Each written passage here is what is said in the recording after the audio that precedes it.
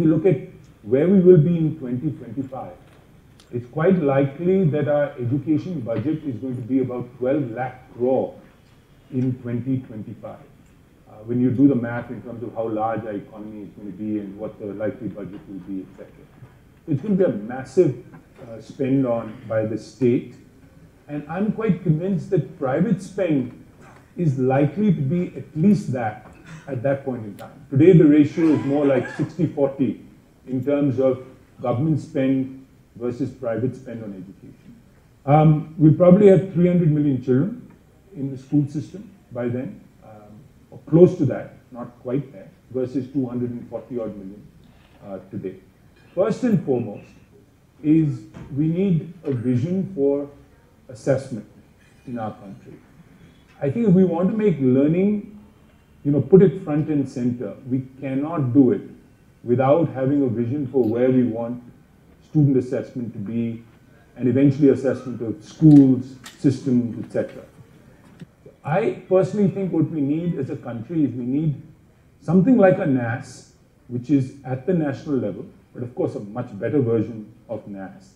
So something that's national, a good instrument, something that states will actually think is, when a NAS ranking gets put out, the way a NAEP ranking, if you know the US standardized assessment, if it gets put out, states should aspire to say, I'm 23rd this year, I want to be 21st or 20th next year. Firstly, it's because I think that student assessment is the bedrock of school assessment, or school rating. And you can't get there unless you have census. If you're doing a survey, it's not good enough. Secondly, we do want eventually to get feedback to the parents. And you're not going to be able to get any feedback to parents on a survey. You can give them general statistics, but you can't tell them where their child is. And so if the purpose of assessment is for policy and for public awareness, and eventually as a feedback loop into the teaching learning cycle, I think the hardest of these is the last one. The only way you can get there is through a census assessment. But I don't think that the standardized assessments will easily get us to the last piece, which is to actually improve teaching learning practice. And so we've got to look at what some others have done around that. But I think to get started, if we want better sort of strategic management of our education system, we clearly need census-based assessment at the state level and survey-based assessment at the national level. I think a second piece that's really important is we need to fix teacher education. I know Maya has talked a lot about this. Having this ridiculous system of 14,000 institutes is stupid. It's insane. You don't need that. And we've let the worst of the free market sort of happen here, which is just let 1,000 flowers flourish, where people can't make an informed choice, and where then shutting down is really, really difficult. I believe we definitely need some kind of rating system of these institutes as well. We need a lot more sort of information in the public domain. I really think that these institutes are the worst of the private sector. I mean, it's filled with fly-by-night operators, politicians at work, etc. School leadership is clearly a very important piece of the stool as well. And if you look at all research around improvement at the school level, it's teachers and school leaders that account for almost 2/3 of student achievement. But again, I think as a country, we're taking a really half-ass approach to the way we are doing this. I don't think we've thought through how we need to train these people, what kind of induction program we require, what kind of ongoing program. And all the training is good, but training is not going to be great if our selection process continues, in the same manner going forward. Third one, in my mind, would be a significant investment in early childhood education. Now, I think, again, I'm not a fan of fixing existing things because I think it's very hard to do so. So fixing the Anganwadi system and ICDS, I don't know, and I think it's a lost cause. So I would almost say there's an opportunity to take the current school system and really build junior KG and senior KG within the school system. MHRD controls it, So it's not a question of move ICDS and have it jointly managed. In all our private schools, or many private schools, anyway, junior KG and senior KG rests in school. The Right to Education Act eventually needs to extend downward to age 4. It shouldn't start at age 6. And education needs to, or schooling needs to be compulsory in my mind, starting age 4. And it should be done in schools.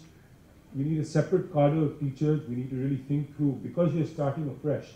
I would again set up a separate body to do this. I wouldn't try to do it through any current body, and have it focus on setting standards, developing curriculum, developing resources, figuring out what kind of teacher certification you need, if at all, for this space, and really think very strategically about early childhood. Another one that I would point towards is this whole idea of looking at our secondary schools, and seriously looking at vocational training in secondary schools and building life skills, counseling, mentorship for these kids. I actually think that corporate CSR can play a big role in many places here. Whether it's helping build the curriculum for these schools, but partnerships to do internships. There's a golden opportunity, I think, to bake in vocational into our secondary system. And I would be a strong advocate of streaming starting class 8, much like what the Finns do. The Chinese, by the way, do this as well. The Mexicans do this. It's only the Anglo-Saxon model. It's only the Brits and Americans who have this view that, every child, we can't stream and all this rubbish. But I strongly believe in a country like India, we shouldn't persist with the model we've had so far. Another area is the whole area of PPP. When you look at public-private partnership, we've got the old aided school model. 20+ million children go to aided schools in India. Some states like Kerala, it's very, very high percentage, as you know. I think there's if we're thinking about this, where we are today in terms of private share, you project 12 years out. I don't even want to project, but a very large percentage of our kids are going to be going to private school. But unfortunately, there will still be a large number of kids who will be stuck in the public system, and even if they have choice, it's a choice between a private school and a government school where the delta, at least what guys like Karthik will tell you, is not that great. Of course, there's some private affordable schools that do a very good job, but the delta isn't as large as what we'd like it to be, right? And so I think there's a great opportunity to again take public money, and what CCS has been saying for a long, long time, which is fund students and not schools. I personally don't think the voucher model will sell so easily, but I think it's a more saleable proposition is the PPP model, because the state feels it has a little bit more control. Again, we put out this model schools, PPP, very little traction. I really think we need to go back and re-examine. I know Amitabh has been spending a lot of time on this, is how we've designed it, what framework we've created, what the financial implications are. And if you think about one initiative like that, actually could impact 5 million children if it were to roll out. We're talking about 2,500 schools with 2,000+ children each. And then there's the opportunity to do the same at the state level, which the government's already talking about. And then think about what you could do at a city level. You could easily design these things in a way where millions of children could actually, go to schools where there's this new PPP arrangement, where the aided arrangement is a bad one. And then I think we, over time, need to look at just changing the framework of this aided school model. It's going to be a hard thing to do, but really give them more autonomy, because we're not giving them autonomy today, but really hold them accountable. And I think if you have the assessment framework, you actually can do that. The last thing that I'll talk to is technology. I think if we're thinking about the future, we can't ignore technology. I don't think we'll ever, if you imagine our school system, even in 2025, and you imagine that we aspire for a PTR of 25:1 by then, we'll still need 12 million teachers, right? I don't think we're going to find, we can try our best to make teaching aspirational, all of that great stuff, fix our teacher education institutes. We're not going to get there. We will be lucky if there are 1 or 2 or 3 million great teachers, let alone 12 million great teachers. And so I think we do have to look at technology and how we can use it. I'm a big fan of personalized learning, because I think the whole power of technology, we can't get away from the fact that you do need teachers. But I think you can imagine a world where you can completely bust up school design and look at even school design very, very differently. So I was talking with a friend of mine who's in the US who runs a very innovative network of schools. And he was just in Hyderabad. I think you met him, Jay. And we were just chatting about, can you completely redesign an affordable school model? And there is possibly a way to do it, where you can run a school where you only need 4 or 5 great teachers, a bunch of okay, so-so teachers, but you create different job profiles for them, and use technology in a very intelligent way to take care of some of the very basic skills, but also use very large class sizes for certain kinds of activities. So I don't think we've put enough thought into it. I also don't have any answers today, but I do think we need to really rethink school design, as it were. And just doing it the way we've done it, in the Indian context at least, I don't believe we're going to get there. But relying too much on just letting technology make it happen on its own, I don't think is the solution either. I'll just close by saying that in order to make this happen, we need serious political will.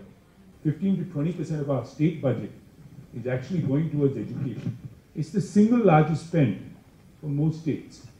So it should be something that the Chief Minister actually gives a lot of time to, but it almost needs to be routinized in terms of baked into the calendar. That I've got an expert group working with me, I've set up a project management unit, I'm going to do these reviews at my level, and I'm going to actually go visit schools X number of days, almost build it into the calendar to make it happen. And I think that's where we need to educate our leaders, that if they want to change the school system, it's going to require that kind of commitment from the top. So I think if we have this aspiration of wanting to be globally competitive, we need to really get political leadership significantly invested in making this happen. We need to work towards helping write that 2025 vision for them, getting them to buy into it, and then helping them execute against that vision. Thank you.